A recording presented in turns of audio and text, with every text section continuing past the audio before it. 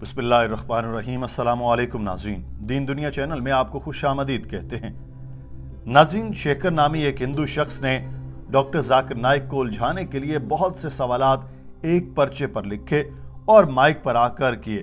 اس نے کہا، میں بزنس مین ہوں اور میرا شوق دیگر مذاہب کا مطالعہ ہے۔ میں نے قرآن بھی پڑھا ہے۔ میرا سوال بہت چھوٹا سا ہے، مگر میں چاہتا ہوں کہ جب آپ سے سوال کروں تو آپ کے جواب کے بعد آپ سے مزید سوالات آپ کے جوابات پر ہی کر سکوں۔ ڈاکٹر ذاکر نائک نے اس کو اشارے سے اجازت دی کہ ٹھیک ہے، تم سوال کر لینا۔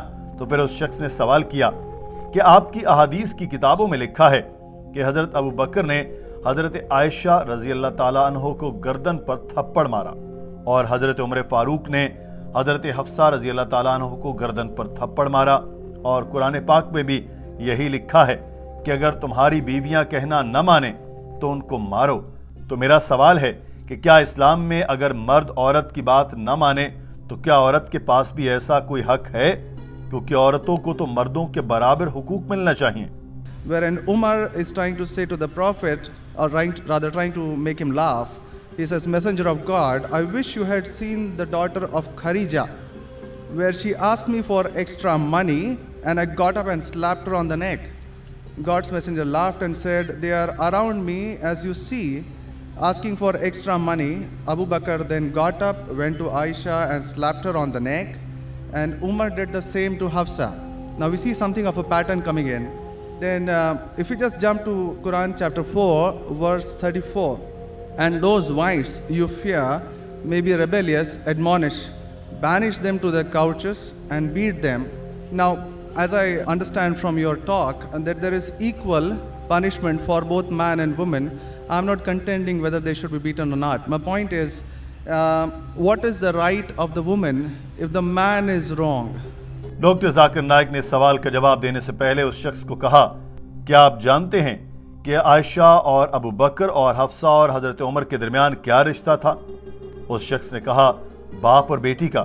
تو ڈاکٹر صاحب نے کہا، میں آپ سے ایک سوال کرتا ہوں، کیا آپ شادی شدہ ہیں؟ آپ کی بیٹیاں ہیں؟ اس نے کہا کہ ہاں، میں شادی شدہ ہوں اور میری 2 بیٹیاں بھی ہیں، اور ساتھ ہی اس نے یہ بھی کہا کہ میں جنت میں جاؤں گا کیونکہ میری 2 بیٹیاں ہیں۔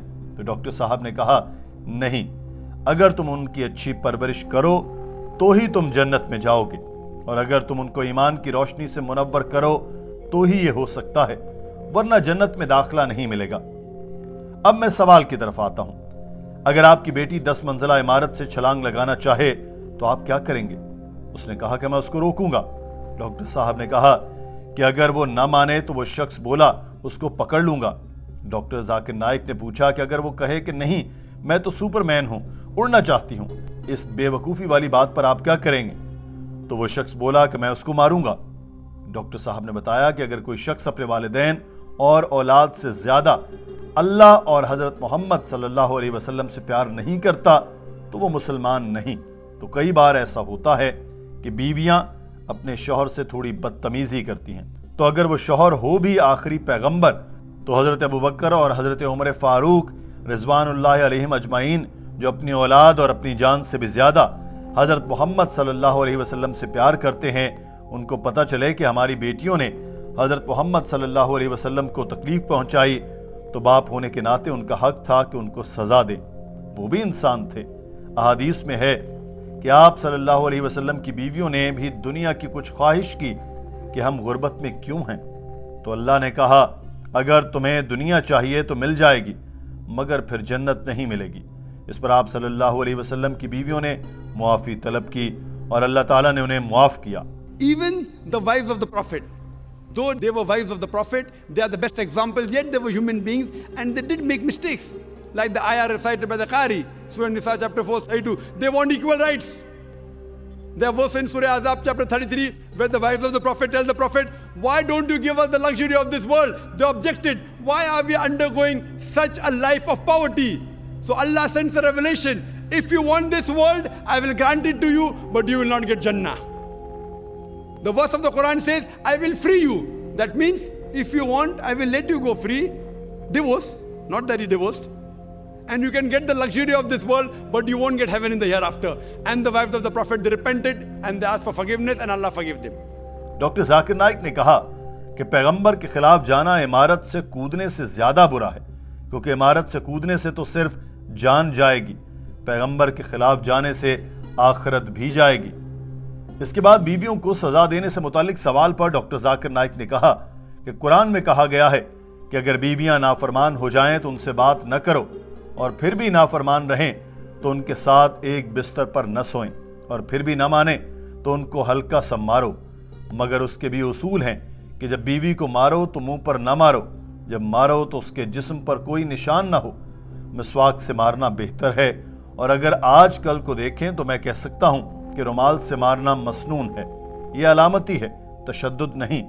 اسلام میں بیوی پر تشدد حرام ہے، پہلے اس سے نہ بولنے کا حکم ہے، پھر بستر چھوڑنے کا، اور پھر ہلکی سی ضرب لگانے کا۔ ڈاکٹر صاحب نے اب اس کے سوال کے آخری حصے یعنی برابر کے حقوق سے متعلق پوچھا کہ کیا تم اچھا سمجھو گے کہ تمہاری بیٹی تم پر ہاتھ اٹھائے؟ اس شخص نے پھیکی سی ہنسی کے بعد کہا، نہیں، ہو سکتا ہے تم بوڑھے ہو جاؤ، سنکی ہو جاؤ اور تمہارا دماغ کام نہ کرے اور تم عمارت سے کودنا چاہو تو ہو سکتا ہے تمہارے بیٹی تمہیں تھپڑ مار کر روکے، وہ اچھی نیت سے کر رہی ہے۔ اور جب یہاں بیوی اور شوہر کی بات کریں تو شوہر اپنی بیوی کو مار سکتا ہے، مگر سوچے اگر شوہر برا کرے اور بیوی اسے تھپڑ مار دے تو کیا وہ برداشت کرے گا؟ وہ بھی بیوی پر تشدد کرے گا، کیونکہ جس آیت کا حوالہ آپ نے دیا ہے اس سے پچھلی آیت میں لکھا ہے کہ مردوں میں عورتوں کے مقابلے میں زیادہ طاقت ہے، تو زیادہ طاقتور کم طاقت والے سے مار کھا کر انا پر چوٹ سمجھتا ہے اور تشدد کر سکتا ہے۔ تو علامتی سزا صرف مرد ہی دے سکتے ہیں مگر عورتیں نہیں۔ ہاں، یہ بھی ہو سکتا ہے کہ عورتیں اپنے طریقے سے احتجاج کریں، مارکیٹ میں جانا مرد کی ذمہ داری ہے، عورت کہہ سکتی ہے کہ پکانے کے لیے کچھ نہیں لاؤ گے تو پکے گا بھی نہیں، اگر وہ نماز نہیں پڑھ رہا تو عورت اس پر اعتراض اٹھا سکتی ہے۔ ڈاکٹر صاحب نے بتایا کہ اسلام کی سزا علامتی ہے، مگر مغربی میڈیا کیا کرتا ہے، وہ اس کو تشدد کا رنگ دیتا ہے۔ اس شخص نے سوال کیا، ایک خاتون عائشہ رضی اللہ تعالیٰ عنہ کے پاس آئی اور اس کو کپڑا اٹھا کر دکھایا، اس کے جسم پر گہرے سبز رنگ کا تشدد کا نشان تھا۔ جب حضرت محمد صلی اللہ علیہ وسلم آئے تو عائشہ نے کہا کہ دیکھیں، اس کی چوٹ کا نشان تو اس کے کپڑوں سے بھی سبز ہے۔ میں نے کسی اور کو اتنا برداشت کرتے نہیں دیکھا جتنا ایک ایمان لانے والی عورت کو۔ اور ایک اور سوال ہے کہ دربا جس کا ذکر آپ کی علامتی سزا کے طور پر کیا ہے، وہ دربا کا ذکر تو دو جگہ پر آیا ہے، جس میں دربا کا لکھا گیا ہے کہ فرشتوں نے انگلیوں کی پوٹوں سے سر اڑا دیے۔ اب دربا کا عربی مطلب کون سا صحیح ہے، علامتی سزا والا یا اتنی زور سے مارنے والا کہ انگلی کے پوٹے سے کسی کا سر اڑ جائے؟ Primarily, the first thing that is said is a daraba, which means basically tapping. And as I understand from the Hansword dictionary, it comes from the word idrib. And now, if you look at it, the Arabic word is used in two ways. One, to strike up a poem, the word idrib, from which the word darwa is taken out. The first is to strike up a poem, and the second, which is used 12 times in the Qur'an, is a physical action of striking. Is it strike off? Strike up a poem, or Strike up a poem. strike up a poem, metaphorically. Second part is the physical action of striking. It's used again in Surah 8:12, wherein it about an angel strike off their heads, strike off the very tips of their fingers. The same word is used. So how can the same word be interpreted there as lightly, but here as Very cutting good off question. the second part? Very good question. Doctor Zakir Naik نے اس شخص سے سوال کے متعلق بتایا کہ عائشہ نے جب آپ صلی اللہ علیہ وسلم سے اس چوٹ کا تذکرہ کیا تو انہوں نے شکایت کی کہ کبھی انہیں نہیں ہوا، انہوں نے اس تشدد سے اتفاق کیا۔ اور جہاں تک ایمان لانے والی عورتوں کی برداشت سے متعلق سوال ہے تو اگر میں کہوں کہ حضرت بلال رضی اللہ تعالیٰ عنہ نے ایمان لانے کے لیے بہت صعوبتیں برداشت کی تو اس کا مطلب ہے کہ ان کا مالک ان پر تشدد کرتا تھا اور ان کو ایمان لانے سے روکتا تھا۔ ان کے تکلیف برداشت کرنے کی بات کرنے کا مطلب یہ نہیں کہ میں کہوں کہ ان پر تشدد ہوا اور میں اس سے اتفاق کرتا ہوں۔ یہ تو ایک شکایت ہے جسے حضرت عائشہ نے حضور اکرم صلی اللہ علیہ وسلم سے کی تھی۔ اس کے بعد ڈاکٹر صاحب نے اس شخص کے دربہ والے سوال کا جواب دیتے ہوئے کہا کہ قرآن میں لکھا ہے جب فرشتے حضرت مریم کے پاس آئے اور بشارت دی کہ آپ کو بیٹا ہوگا تو مریم نے کہا کیسے ہوگا، مجھے تو کسی مرد نے چھوا بھی نہیں۔ چھونے کو عربی میں مسا کہتے ہیں۔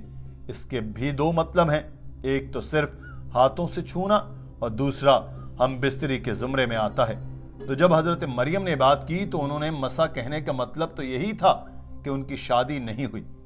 اسی طرح عربی کے کئی الفاظ ہیں جن کے دو مطلب ہیں۔ اگر آپ کو دربہ کا مطلب جاننا ہے تو آپ کو احادیث پڑھنا پڑیں گی، کیونکہ قرآن کی تفسیر احادیث ہے۔ دربہ سے متعلق آیت کی اگر تفسیر حدیث سے دیکھیں تو اس میں دربہ کی تشریح کی گئی ہے، جس میں لکھا ہے چہرے پر نہ مارو، نشان نہ ڈالو۔ تو حدیث کے بغیر آپ قرآن کو سمجھ نہیں سکتے۔ آپ کے لیے میری نصیحت یہ ہے کہ آپ احادیث بھی پڑھیں اور اس کے بعد اپنے سوالات جتنے ہوں تیار کریں۔ میں آپ کا سپیکر لاؤنج میں انتظار کروں گا۔ آپ کی 2 بیٹیاں ہیں، میں چاہتا ہوں آپ ان کو ایمان کی روشنی سے منور کریں تاکہ وہ جنت میں جائیں، اور اللہ تعالیٰ سے دعا ہے کہ وہ مجھے وہ ذریعہ بنائے جس سے آپ بھی جنت میں جا سکیں۔